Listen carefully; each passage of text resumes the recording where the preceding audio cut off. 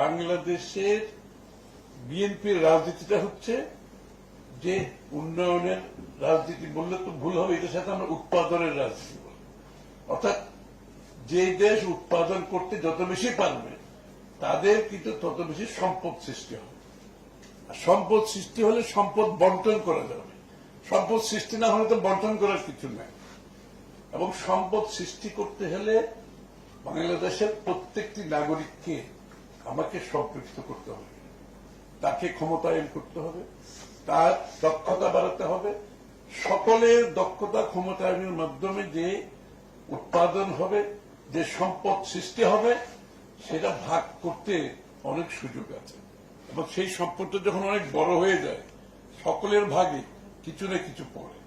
সুতরাং এই জায়গাটা আমরা কিন্তু জোর দিচ্ছি এই জন্য যে ডেমোগ্রাফিক ডিভিডেন্ড যেটা বলি, মনে হচ্ছে যারা সক্ষম লোক তাদেরকে আমার সক্ষমতা করে আমার ডিভিডেন্ডটা পাবে।